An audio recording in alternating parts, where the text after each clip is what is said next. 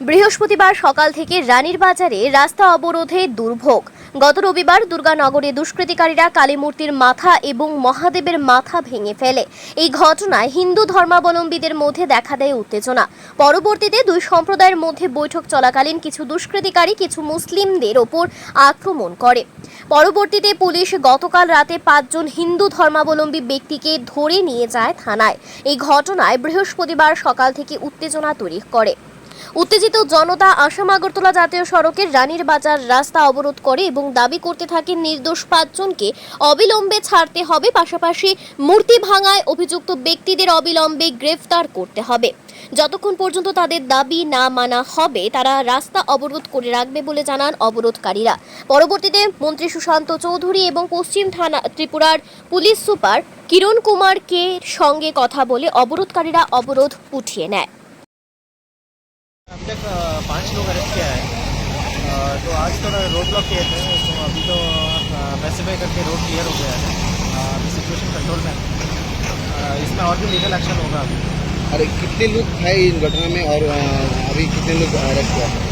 नहीं, कितना लोग नहीं, अभी हमारे पास जो इन्फॉर्मेशन मिल रहा है हम लोग एक्शन कर रहे हैं। अभी तक 5 लोगों के खिलाफ ऐसा आया तो इमीडिएटली अरेस्ट किया। इनके अगेंस्ट पे क्या धारा लगाया गया? धारा तो ये डिटेल आपको तो टेक्निकल है, मैं दे दूँगा। सर और एक बात कहना था, वो जो काली आइडल का वेंडलाइज हुआ है, इसके अगेंस्ट पे कोई किसी को अरेस्ट किया गया है या? हम लोग पूरा इंटेलिजेंस कलेक्शन करके जो इन्वॉल्व है हमारे पास है, इन्वेस्टिगेशन जारी है और भी लीगल एक्शन। আমাদের সকলের সরকার তো এসব করে তো সরকারের বদনাম হয়। কি করতাম না, পুলিশ অ্যারেস্ট করছে, এখন আমরা আইনি ভাবে দেখুন। না না, এসব তর্ক করবেন না, বিনা কারণে না, যেটাই কারণে পুলিশ এখন তদন্তক্রমে বাইরিব। পুলিশের ডিউটি করছে। দেশে তো আইন কানুন ব্যবস্থাও তো একটা আছে, সরকারটা তো প্রত্যেকের, সরকারটাকে বাঁচাইতে হইব। মুখ্যমন্ত্রী প্রশাসন এটা কালিমালিপ্ত করা যেত না।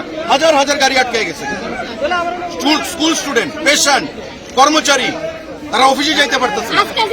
কোনো কথা না দিদি, আমি কইতেছি এটা এখানে আমি আইছি, আপনার রাস্তা রাখতে হইব। এসপি আইছে, কোনো বিশৃঙ্খলা যেন না হয়।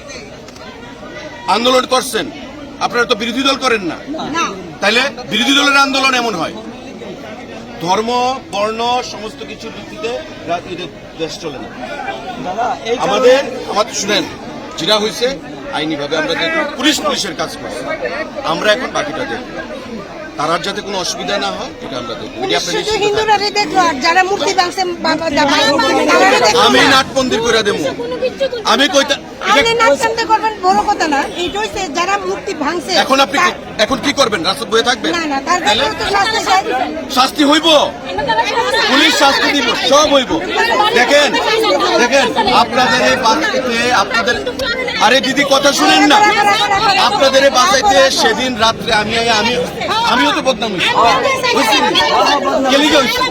কিন্তু আমি তো এটা কেয়ার করছি না। আমি জানি এটা হুমু, তারপর আমি আইছি, আপনাদের লেগে আইছি তো। সুতরাং এখানে আর কোনো সিল করেন না প্লিজ। এটা আমি দেখতেছি তো, আইনি ভাবে দেখুন প্লিজ। এখানে আর কোনো ইয়ে করবেন না প্লিজ। আমি আপনাদের প্রত্যেকের কাছে হাত জোর করে, এটা আমার বদনাম, আমার বিধানসভা কেন্দ্র, আমার সরকার, আমার মুখ্যমন্ত্রীর বদনাম, প্রশাসনের বদনাম। ঠিক আছে, আপনারা কি বয়ে থাকবেন?